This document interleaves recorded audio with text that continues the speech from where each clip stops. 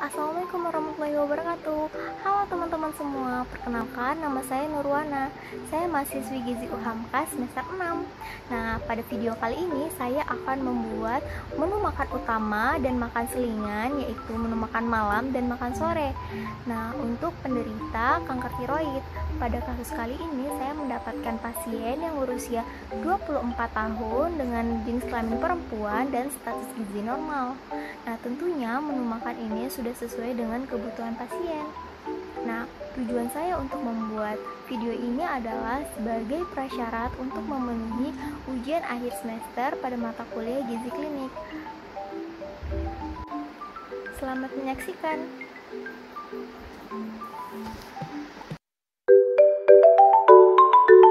Nah, di sini ada bahan-bahan yang akan kita gunakan dalam membuat menu makan utama dan makan selingan. Pada menu makan utama ada nasi putih 100 gram, kemudian ada buah pisang 25 gram. Kemudian untuk membuat tempe goreng ada tempe 25 gram, ada kaldu bubuk secukupnya. Untuk membuat empal daging ada daging sapi 25 gram, kemudian bumbunya ada bawang merah, bawang putih, ada jahe, kunyit, ketumbar, dan garam secukupnya. Kemudian untuk membuat telur balado ada telur 1 butir, ada cabai merah besar, ada cabai rawit, ada cabai keriting, kemudian ada bawang merah, bawang putih, merica bubuk, dan kaldu bubuk. Dan terakhir untuk membuat sayur sop ada labu siam 20 gram, kemudian ada wortel 20 gram. Bumbunya ada bawang merah, bawang putih, dan merica bubuk. Nah, pada menu makan selingan kita kan akan membuat puding biskuit coklat. Nah, bahan-bahannya adalah tepung maizena 50 gram, kemudian ada agar-agar plain rasa coklat ini 35 gram, kemudian ada coklat batang 10 gram, ada susu putih ini 100 ml, kemudian telur ayam ada 10 gram, dan terakhir biskuit 10 gram. Yuk kita mulai.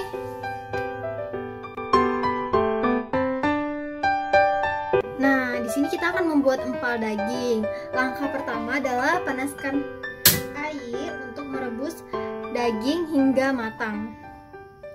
Kemudian sembari kita menunggu airnya mendidih, kita akan menghaluskan bumbu-bumbu empal daging. Di sini ada bawang merah, bawang putih, jahe, dan garam secukupnya.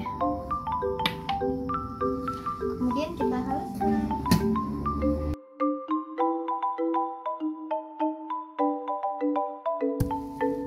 Selesai.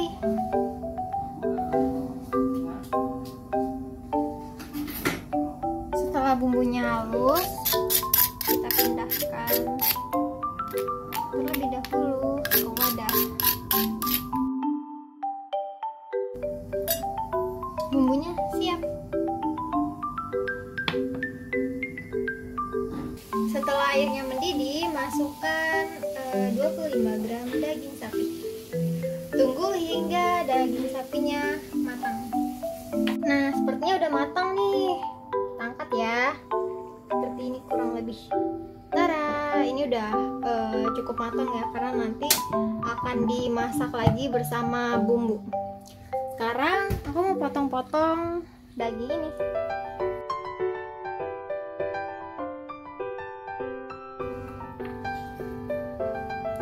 Simpan di sini. Ini yang udah dimasak. Nanti kita akan masak bersama bumbu. Masukkan 1 sendok, setengah sendok makan minyak ke dalam wajan. Kita mau masak empal daging sapinya. Kemudian masukin bumbu yang tadi sudah dihaluskan.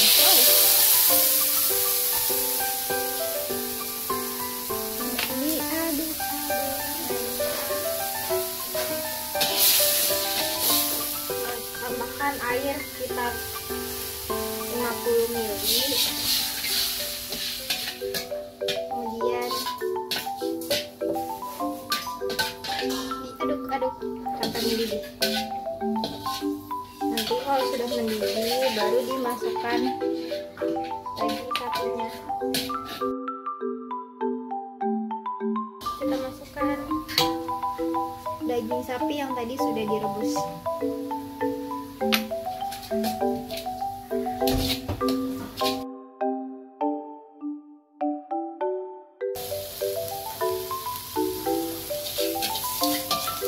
Matikan dulu kompornya.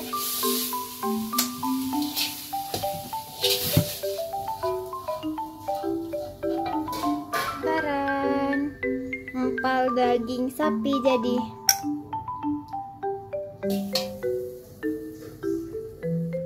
Kemudian untuk membuat telur balado, pertama-tama kita harus merebus telurnya terlebih dahulu. Makanya tuangkan air dulu secukupnya ke dalam panci dan didihkan.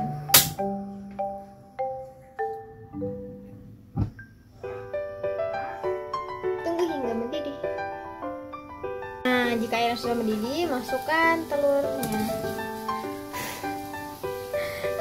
Panas guys. Tara, ditunggu hingga matang.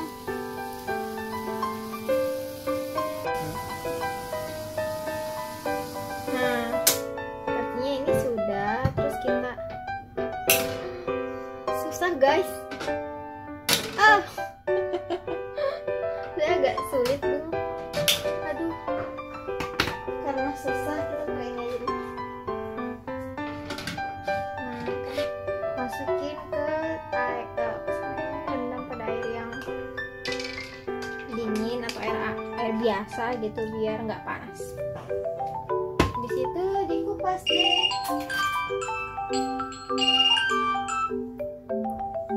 Itu dikupas deh juga kita udah matang belum ya? Bismillahirrahmanirrahim. Mari kita. Aku curiga deh.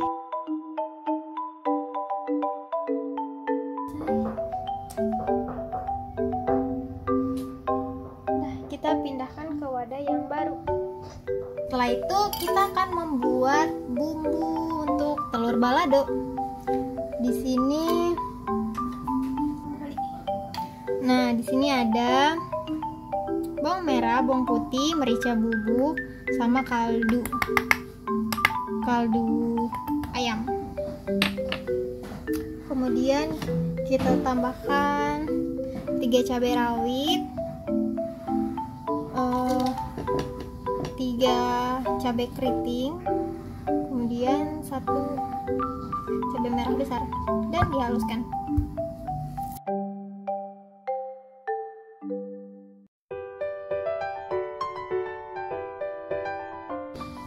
Mari kita memindahkannya ke dalam wadah. Nah, kira-kira seperti ini ya.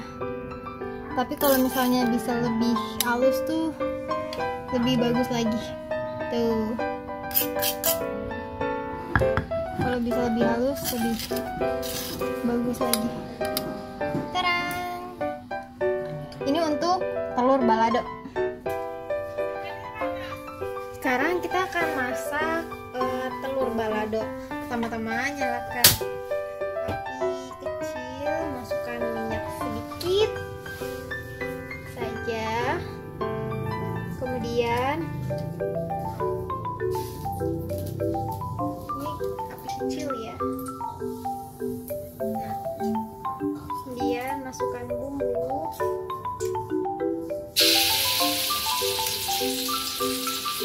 Dan tambahkan sedikit air secukupnya.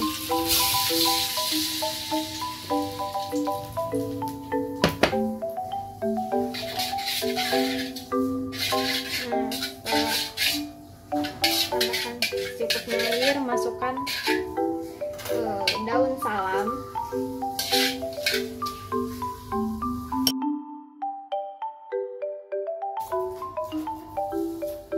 Seperti ini, kira-kira kalau udah berbuih seperti ini, kita masukkan telur yang udah direbus tadi. Tada! balado.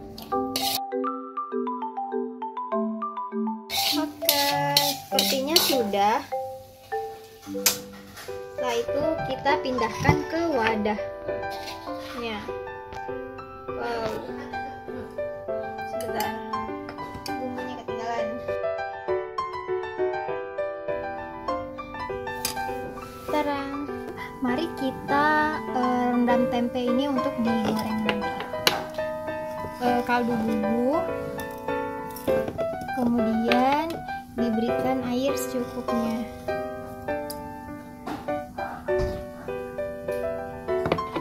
Setelah itu kita potong-potong tempenya. Setelah dipotong-potong, dimasukkan ke dalam kaldu yang sudah dicampur dengan air tadi. Ditunggu sekitar 5-10 menit. Kita akan membuat tempe goreng. Untuk itu kita nyalakan api sedang, kemudian masukkan minyak secukupnya saja karena tempenya yang sedikit, jadi benar-benar. Kita tunggu sampai minyaknya panas. Setelah panas baru kita celupkan tempenya.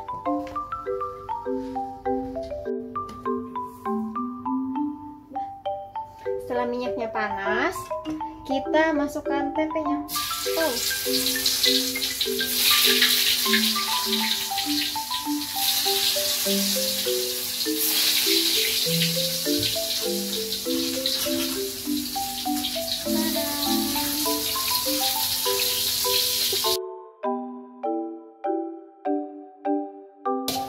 Setelah kecoklatan seperti ini, matikan api dan ditiriskan.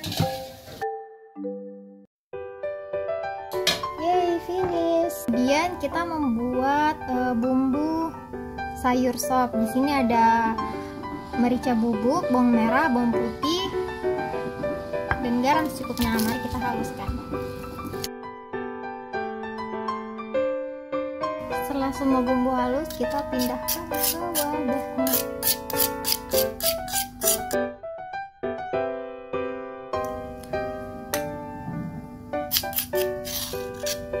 Nah, lihat, halus.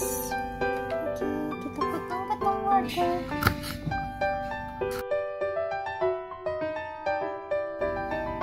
Oke, selesai untuk wortelnya. Kemudian kita akan memotong-motong labu siam. Selesai. Tada. Selanjutnya kita mau bikin sayur sop. Nah, pertama-tama masukkan air sebanyak 200 ml. Masak hingga mendidih. Kita tunggu sampai mendidih ya. Nah, setelah mendidih, masukkan wortel, labu walu, kemudian bumbu.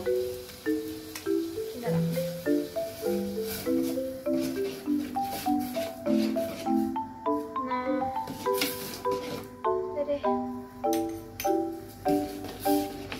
Kita tunggu sampai matang.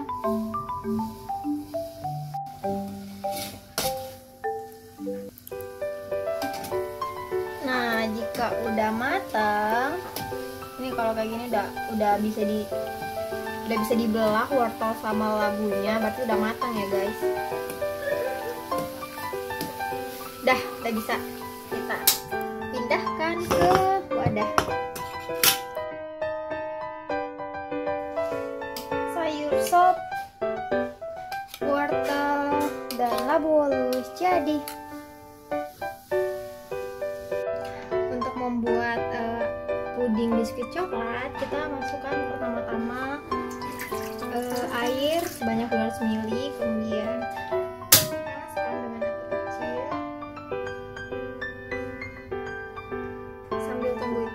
kita larutkan tepung maizena, masukkan ke dalam gelas, kemudian kita larutkan menggunakan air. Larutkan tepung maizena tadi pada air secukupnya, dengan air, bukan pada air, pada air sih, dengan air secukupnya kita larutin. Setelah larut,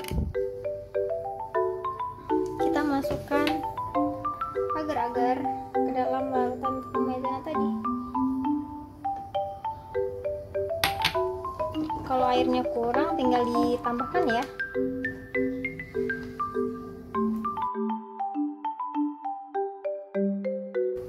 Nah, kalau airnya sudah mendidih, masukkan coklat ke dalam.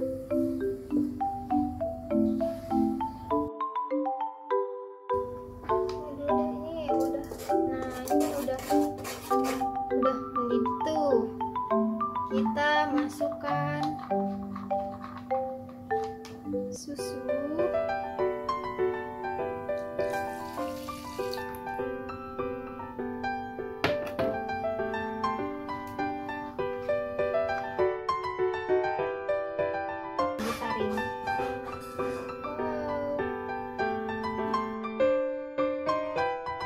Kemudian ini diaduk terus. Nah, ini harus diaduk terus.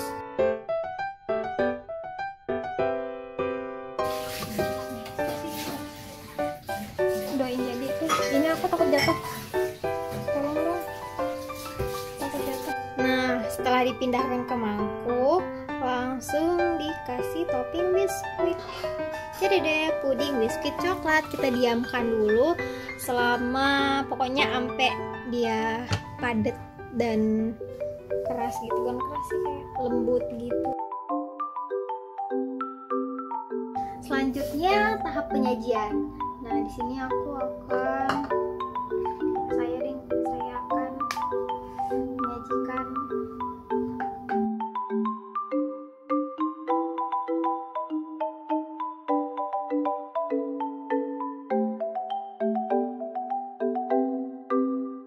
menu makan utama, makan malam dengan puding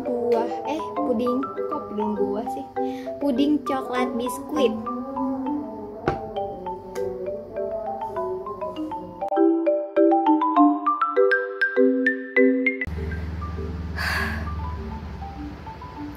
Nah teman-teman, setelah tadi kita menyaksikan proses persiapan, pengolahan, pemasakan hingga penyajian, di sini saya akan sedikit menjelaskan tentang kanker tiroid.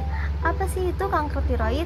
Kanker tiroid merupakan suatu keganasan yang berasal dari kelenjar tiroid. Kelenjar tiroid merupakan kelenjar yang berfungsi sebagai penghasil hormon yang terlibat dalam pengaturan denyut jantung, suhu tubuh, dan berat badan. Kelenjar tiroid ini terletak di daerah leher yang dekat dengan trakea. Kemudian biasanya penderita kanker tiroid memiliki benjolan di sekitar leher yang dekat dengan trakea. Pada kasus kali ini saya memberikan prinsip diet tinggi energi, tinggi protein. Mengapa demikian? Karena pasien sedang dalam masa penyembuhan pengangkatan benjolan yang ada di leher. Hal ini mengakibatkan zat gizi makro maupun mikro yang ada dalam tubuh pasien itu berkurang, sehingga terjadi peningkatan kebutuhan kepada pasien, terutama pada asupan energi dan protein. Perlu diketahui bahwa protein berperan penting dalam proses penyembuhan, sehingga diet tinggi energi dan tinggi protein merupakan diet yang tepat untuk kasus ini. Tujuan diet untuk kanker tiroid pada kasus ini adalah yang pertama, mencukupi kebutuhan gizi secara optimal. Yang kedua, mempertahankan berat badan ideal. Dan yang terakhir, mempertahankan status gizi. Selain itu, terdapat beberapa zat gizi yang dibutuhkan untuk kanker tiroid pada kasus ini. Zat gizinya berupa energi, zat gizi makro yang meliputi protein, lemak, dan karbohidrat. Kemudian ada zat gizi mikro meliputi kalsium. Berikut adalah menu makan utama, yaitu makan malam yang sudah saya buat tadi. Nah, di sini ada nasi putih, telur balado, empal daging, tempe goreng, sayur sop, buah pisang, dan air putih. Diperoleh total energi yang dihasilkan yaitu 409,6 kilokalori, protein 16,4 gram, lemak 14 gram, karbohidrat 51,3 gram, dan kalsium 207,9 gram. Dan yang ini merupakan menu makan selingan, yaitu selingan sore yang sudah saya buat. Diperoleh total energi dari puding biskuit coklat ini yaitu 360,8 gram, protein 6,72 gram, lemak 10 gram, karbohidrat 60,72 gram, dan kalsium 182,7 gram. Zat gizi pada menu makan malam dan makan selingan tadi diperoleh dari 20% dari total kebutuhan untuk menu makan malam dan 15% dari total kebutuhan untuk makanan selingan. Alasan saya memilih menu tersebut adalah karena menu tersebut merupakan kaya akan protein dan energi yang tinggi sehingga dapat memenuhi kecukupan gizi pasien dalam satu waktu. Nah, menu tersebut merupakan menu khas Indonesia yang kaya akan rempah dan cita rasa sehingga dapat meningkatkan nafsu makan dari pasien. Allah Subhanahu wa Ta'ala berfirman pada surat Al-Baqarah ayat 168, yaitu, "Wahai manusia, makanlah dari makanan yang halal dan baik yang terdapat di bumi." Nah, dari surat tersebut dapat disimpulkan bahwa Allah menganjurkan kita untuk makan hasil yang ada pada bumi. Nah, menu makan tersebut sudah termasuk dalam menu makan selingan dan menu makan malam yang sudah saya buat tadi. Nah, Allah juga berfirman pada surat Al-A'raf ayat 31 menyebutkan, "Makan dan minumlah dan janganlah berlebih-lebihan." Dari surat tersebut dapat disimpulkan bahwa Allah menganjurkan kita makan dengan sesuai kebutuhan, jangan berlebihan karena dapat mendatangkan penyakit. Sekian presentasi dari saya, kurang lebihnya saya mohon maaf. Billahi fisabilil haq, fastabiqul khairat. Wassalamualaikum warahmatullahi wabarakatuh.